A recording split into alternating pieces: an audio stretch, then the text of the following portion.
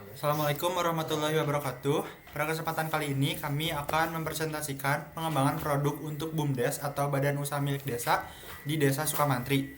Kami beranggotakan saya sendiri, Dafa Muhammad Akdan Fawas, Riza Nursyah, Diva Rafi Al-Qudsi, dan Muhammad Aksanur Ramdan. Untuk topik yang akan kami bahas yaitu yang pertama metodologi yang akan digunakan, pengusulan arsitektur yang akan digunakan, rencana work breakdown structure-nya, biaya perencanaan biayanya, struktur organisasinya, pengendalian kualitas, rencana implementasi, dan desain websitenya. Yang pertama ada metodologi pengembangan.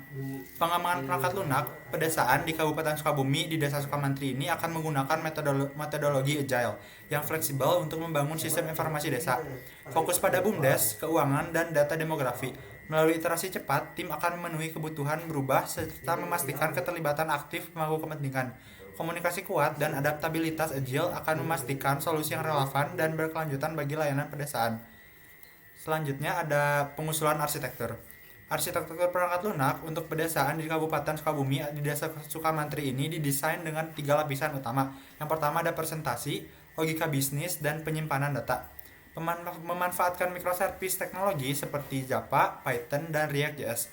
Digunakan untuk modularitas, keamanan, dan pengembangan yang responsif. Melalui pendekatan agile, sistem ini diimplementasikan secara bertahap dan diuji secara menyeluruh sebelum pelatihan kepada pengguna akhir.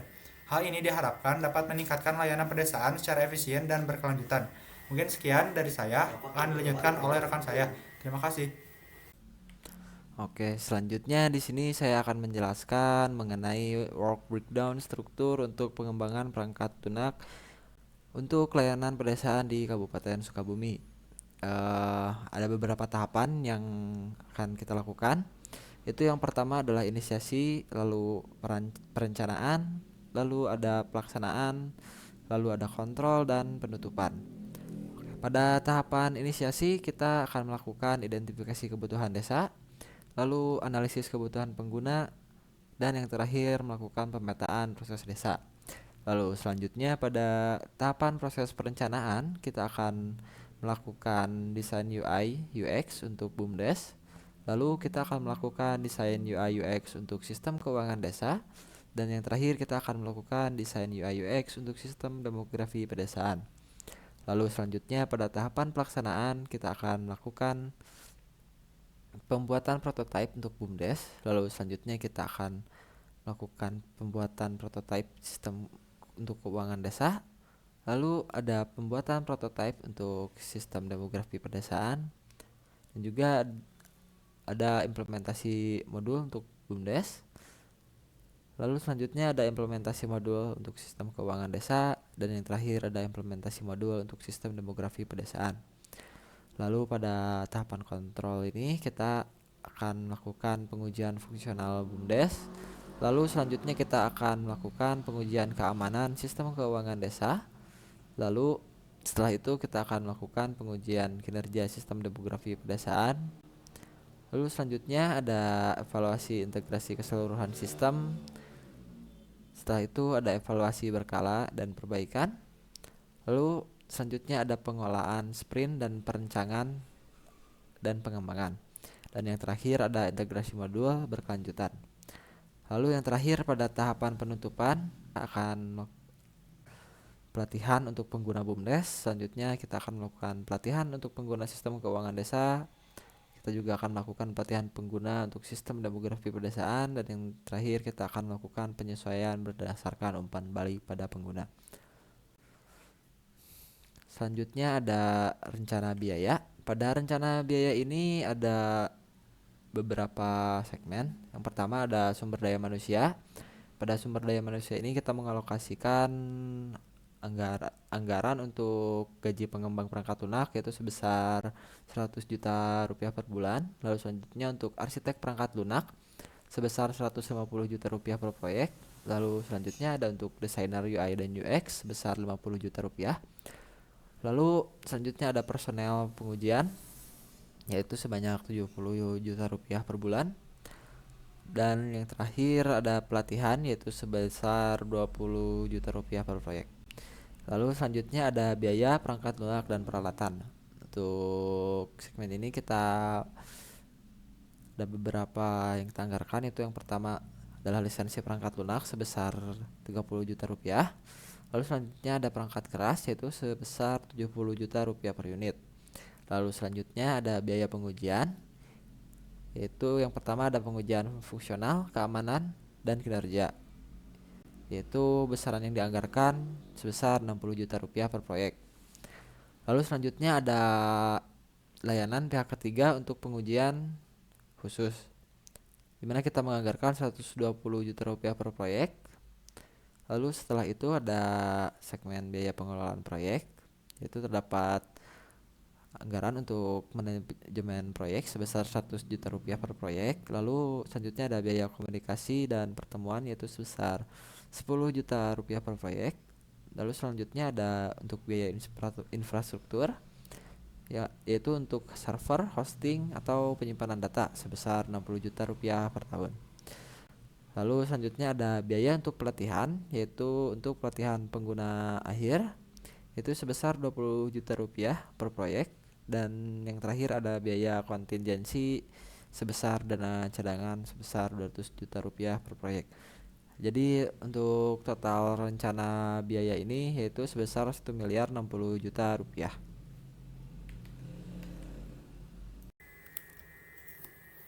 Oke, baik. Selanjutnya saya akan melanjutkan mengenai bagian struktur organisasi. Struktur proyek ini melibatkan yang pertama project manager yang bertugas untuk memimpin perencanaan, manajemen risiko, dan komunikasi. Lalu ada tim pengembang yang fokusnya pada prototipe dan modul, dan juga mereka berkolaborasi dengan tim pengujian. Selanjutnya tim keamanan yang bertugas untuk melindungi data dan menguji keamanan sistem. Ada juga tim pengujian untuk menguji keamanan, kinerja, dan membuat laporan. Lalu ada tim pelatihan yang fokus pada penggunaan dan umpan balik. Yang terakhir adalah pemangku kepentingan yang memberikan masukan dan evaluasi proyek. Selanjutnya adalah rencana pengendalian kualitas. Untuk mengendalikan kualitas perangkat lunak, langkah pertama adalah menetapkan standar yang jelas, diikuti dengan pengelolaan persyaratan, pengujian rutin, pemantauan progres, manajemen risiko, review berkala, pelatihan tim, manajemen perubahan, dan pemanfaatan modul yang sudah teruji. Evaluasi kinerja yang rutin digunakan untuk memastikan kualitas dan jadwal pengembangan sesuai rencana. Selanjutnya adalah rencana implementasi. Implementasi meliputi pengadaan infrastruktur jaringan, sistem kantor, komunikasi, dan penunjang dengan memperhatikan anggaran yang telah ditetapkan. Lalu persiapan infrastruktur juga mencakup perangkat keras, perangkat lunak, peningkatan jaringan, dan keamanan. Tim personil dipilih dan dilatih sesuai kebutuhan, serta lokasi fisik dan perangkat keras, serta lunak yang diinstal. Lalu diprogram, diuji, dan sistem diuji secara menyeluruh. Setelah konversi sistem, tindak lanjut dilakukan melalui pengetesan, evaluasi, dan penyesuaian. Diikuti pula dengan penerimaan sistem oleh pemangku kepentingan. Selanjutnya akan dilanjutkan oleh rekan saya. Terima kasih.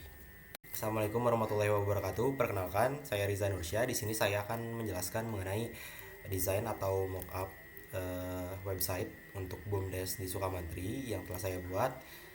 Akan saya demokan langsung untuk websitenya. Nah, oke teman-teman, ini merupakan tampilan landing page dari website BUMDes Sukamantri. Di sini terdapat beranda, profil, produk BUMDes. Lalu di sini juga ada sistem keuangan desa, sistem demografi desa, produk BUMDes, berita acara, dan galeri BUMDes. Karena sekarang kita akan fokus pada produk BUMDes yang dikembangkan oleh kami, maka kita akan berfokus pada produk tersebut, apa-apa saja yang ada di dalamnya, lalu produk apa saja yang ada di dalamnya, lalu kita akan membahas tuntas satu persatu mengenai produk tersebut. Mari kita ke beranda terlebih dahulu. Nah, di sini ada rincian mengenai badan usaha milik desa di Desa Sukamantri. Nah, di sini fitur unggulan dari BUMDes Sukamantri itu sendiri ada pelayanan terpadu, transparansi keuangan, dan mitra juga kolaborasi. Lalu kita lanjut ke bagian profil.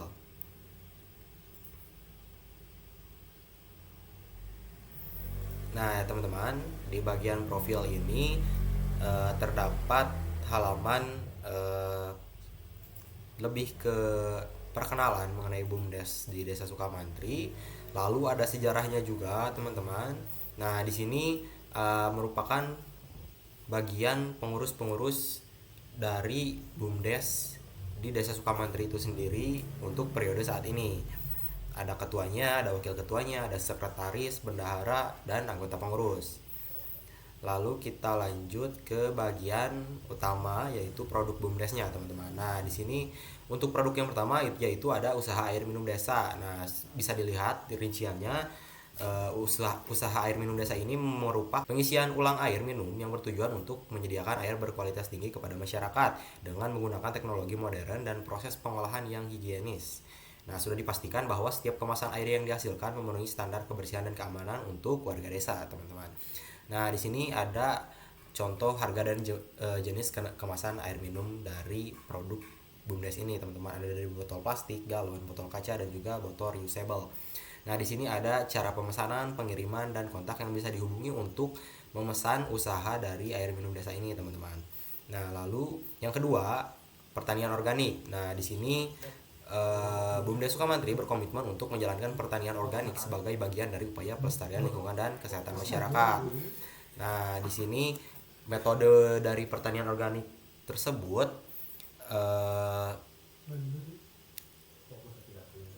kami mengaplikasikan rotasi tanaman, kompos, dan penggunaan bahan organik sebagai pupuk.